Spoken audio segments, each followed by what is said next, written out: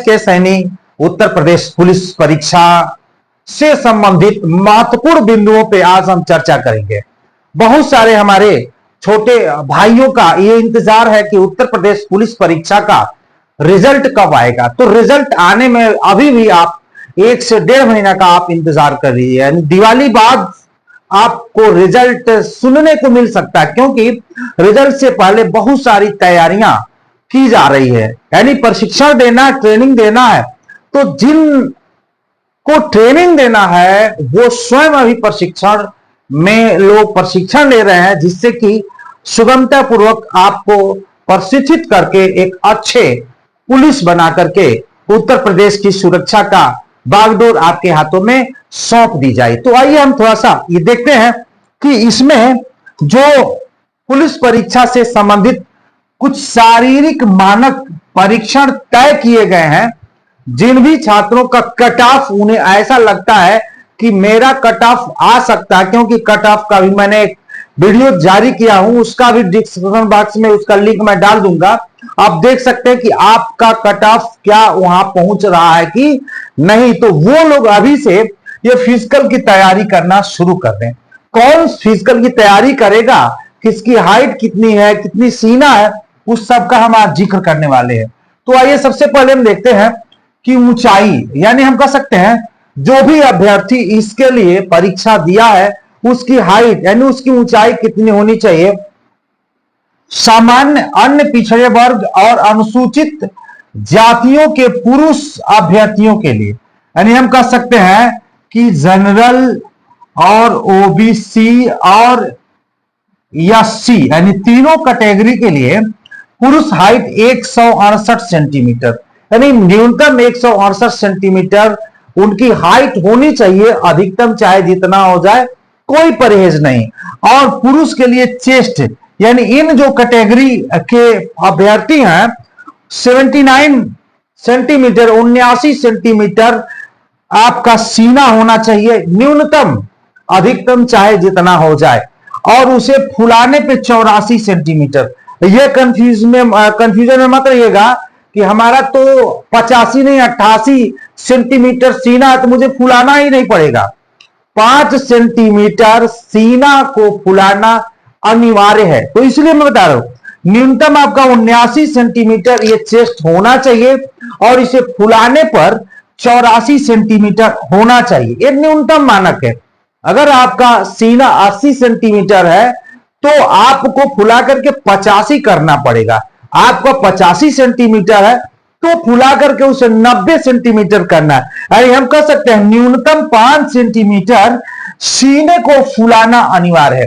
तो हम कह सकते हैं कि जनरल और ओबीसी और एससी पुरुष अभ्यर्थियों के लिए हाइट 168 सेंटीमीटर न्यूनतम, और पुरुष चेस्ट न्यूनतम 79 सेंटीमीटर, और उसे फुलाने पर हम कह सकते हैं 84 सेंटीमीटर उसका होना चाहिए। तो इसमें कहीं कोई कंफ्यूजन नहीं है, बहुत क्लियर है। नेक्स्ट चलते हैं, ऊंचाई की बात करते हैं। सामान्य, अन्य पिछड़े वर्गों, अनुसूचित जातियों की महिलाओं के लिए हम कह सकते हैं जो जनरल महिलाएं है, ओबीसी महिला है और एससी महिला है, यानी तीनों कैटेगरी की जो महिलाएं हैं, महिला की हाइट कम से कम न्यूनतम 152 सेंटीमीटर होना चाहिए। अधिकतम हो जाता तो बड़ी अच्छी बात है, लेकिन कम से कम 152 सेंटीमीटर की हाइट इन तीनों कैटेगरी की महिलाओं के लिए होना आवश्यक है। और इसमें क्या है, महिला का न्यूनतम वजन 40 केजी, इसमें सीने की बात नहीं है। इनकी वजन 40 केजी से कम नहीं होना चाहिए। अगर 40 केजी से कम इनका वजन है तो यह अभ्यर्थी उसके योग्य नहीं है और ये शारीरिक मानक परीक्षण में फेल माने जाएंगे। इसलिए जिन बहनों का वजन 40 केजी से कम है, अभी उनके पास समय है वजन को बढ़ाए। ऊंचाई और सीना की हम बात करते हैं। अनुसूचित जनजाति पुरुष अभ्यर्थियों के लिए, यानी हम कह सकते हैं जो एसटी शेड्यूल ट्राइब के जो अभ्यर्थी पुरुष अभ्यर्थी हैं, न्यूनतम ऊंचाई उनकी 160 सेंटीमीटर होना चाहिए और सीना उनका 77 से 82 सेंटीमीटर। कहने का आशय है कि उनका सीना जो न्यूनतम है वो 77 सेंटीमीटर होना चाहिए और फुलाने पर 82 सेंटीमीटर होना चाहिए। यानी हम कह सकते हैं न्यूनतम 5 सेंटीमीटर सीना फुलाना अनिवार्य है पुरुष अभ्यर्थी के लिए, चाहे एसटी का हो या ओबीसी का हो या एससी का हो या जनरल का हो। जिस भी कैटेगरी का पुरुष है उसे अपने सीने को 5 सेंटीमीटर फुलाना अनिवार्य है। यानी इनके कहने का मतलब है अनुसूचित जनजाति पुरुष अभ्यर्थी की जो न्यूनतम ऊंचाई है उनकी हाइट कम से कम 160 सेंटीमीटर होनी चाहिए। 59 है तो वो शारीरिक मानक परीक्षण में वो फेल हैं, 160 से ऊपर है तो वो पास हैं, तो होनी चाहिए। और 77 से 82 सेंटीमीटर यानी चेस्ट, न्यूनतम सीना 77 और फुलाने पर 82, 77, 5, 82 यानी 5 सेंटीमीटर इन्हें भी फुलाना है। तो इस तरह से हमने देखा एसटी वर्ग पुरुष की बात हो गई। एसटी महिला के लिए, अनुसूचित जनजाति के महिला अभ्यर्थियों के लिए न्यूनतम ऊंचाई 147 सेंटीमीटर, 147 सेंटीमीटर एसटी महिला के लिए। यानी एसटी महिला की अभ्यर्थी को उसकी न्यूनतम जो ऊंचाई है 147 सेंटीमीटर होना चाहिए। अधिक है तो बड़ी अच्छी बात है। और वजन में कहीं कोई छूट नहीं है, चाहे किसी भी वर्ग की महिला हो उसे 40 केजी होना चाहिए, अन्यथा की स्थिति में इस मानक परीक्षण में उन्हें फेल माना जाएगा और पास होने के बाद भी उनका सिलेक्शन नहीं होगा। आइए मैं बात करता हूं जो सबसे टफ परीक्षण ये है। जिन्हें लगता है कि 25 मिनट में 4.8 किलोमीटर या इतना बहुत आसान है, लेकिन आसान नहीं भैया। फिजिकल मैं भी बहुत किया हूं और मैं उसके बारे में जानता हूं, क्योंकि सीधे दौड़ना और ट्रैक में दौड़ना, सीधे दौड़ना और ट्रैक में दौड़ना में काफी अंतर आ जाता है। मैं आपको बता दूं कि पुरुष के लिए 4.8 किलोमीटर 25 मिनट में, यानी 25 मिनट में आपको 4 यानी 4800 मीटर की रेस फाइनल करना है।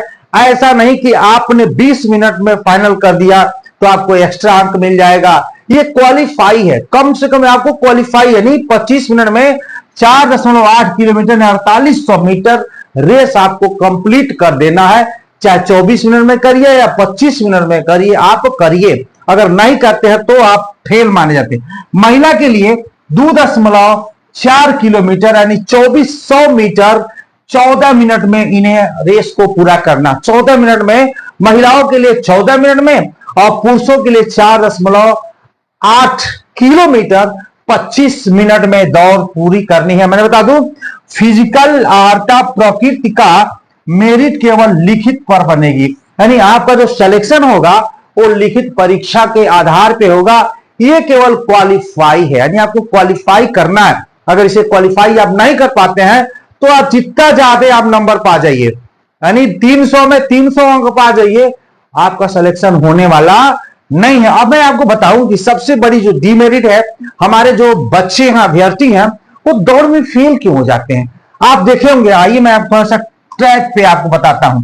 जैसे मान लीजिए ये ट्रैक है, जैसे मान लीजिए ये ट्रैक है, ये देखिए 400 मीटर का ट्रैक होगा, 400 मीटर का ट्रैक होगा, ऐसे 400 मीटर का ट्रैक होगा और स्टार्टिंग होगी कम से कम 400 मीटर का ट्रैक है तो 12 चक्कर लगाना होगा आपका, 12 चक्कर, यानी 12 चक्कर, 12 चौको 4800 मीटर आपका होगा। तो 12 चक्कर आपको लगाना है और चक्कर में चक्कर आ जाएगा। मैं बता दूं कि हम लोग क्या है, देहात के लोग क्या है या शहर के लोग क्या है, सुबह में दौड़ते हैं। सुबह में मॉर्निंग में 5 बजे उठेंगे, फ्रेश व्रेश होकर के और दौड़ना शुरू कर देते हैं। और जब यहां जाते हैं ट्रेनिंग में, यानी हम कह सकते हैं मतलब जाते हैं दौड़ में, यहां पे जब क्वालिफाई करके, तो आपको दौड़ने का समय 12 बजे आता है, 11 बजे आता है, धूप हो जाता है, तो क्या आपका एवरेज नहीं देता, धूप में आप दौड़ नहीं पाते। तो मैं कहूं कि दौड़ने के लिए आपको कम से कम 11 बजे, यानी 11 बजे स्टेडियम में और जहां जो भी ट्रैक एंड फील्ड है जहां पे दौड़ने की व्यवस्थाएं बनाई गई है, आप 11 बजे 12 बजे प्रैक्टिस करिए। अभी आपके पास 2 महीने का समय है, आप खूब प्रैक्टिस करिए, धूप में प्रैक्टिस करिए। और जब धूप में प्रैक्टिस करेंगे तो वहां पे अगर धूप में आपको अगर दौड़ाया जाएगा तो आप बड़े आसानी से दौड़ को निकाल लेंगे। इसको इतना इजी मत समझिए, क्योंकि 4 चक्कर लगाने में आपकी हालत खराब हो जाएगी। लगाना कितना है? 12 चक्कर। 12 चक्कर भाई, जहां से शुरू होगा वही खत्म होगा, यहीं से शुरू होगा और समझिए कि 12वां चक्कर यहां पूरा होगा। फिनिशिंग लाइन यही होगा और स्टार्टिंग लाइन, यानी आपको कर्व में ऐसे खड़ा करके दौड़ाया जाएगा और आपको यहीं पे समझिए कि फिनिशिंग कर दिया जाएगा। प्रयास करें कि यहां पे अगर खड़े होंगे तो आपको लाभ ज्यादा मिलेगा है, लेकिन लॉन्ग रेस में कहीं कोई बड़ी बात नहीं है। स्टार्टिंग में आप हिसाब से दौड़े, स्लो, मतलब बहुत तेज मत दौड़े। पहले ही अगर तेज दौड़ देंगे तो थक जाएंगे, हार जाएंगे और रेस को पूरा नहीं कर पाएंगे। अगर जिसका प्रैक्टिस है, उनको विश्वास है कि एक ही रेस पे हमें दौड़ना है, वो दौड़ सकता है। लेकिन थोड़ा सा अनप्रैक्टिस आपके पास है, हिम्मत है, तो आप क्या है, थोड़ा सा आराम से दौड़ना शुरू करिए। जैसे जैसे आपकी बॉडी हिट होगी आप अपने रेस को कंप्लीट कर सकते हैं, क्योंकि फर्स्ट और सेकेंड और थर्ड आने की कोई बात ही नहीं है। आपको 25 मिनट में दौड़ पूरा करना है। अगर आप चलते रहेंगे अच्छे से तो दौड़ आप पूरा कर सकते हैं, इसमें कोई संदेह नहीं है। तो इस तरह से हम देखें, महिलाओं के लिए या पुरुषों के लिए आप थोड़ा सा अगर धूप में प्रैक्टिस करते हैं और लगातार प्रैक्टिस करते हैं तो आप दौड़ को पूरा कर सकते हैं। आज के लिए इतना ही, और नेक्स्ट वीडियो नेक्स्ट समय में आपको मिल जाएगा। आज के लिए इतना, धन्यवाद।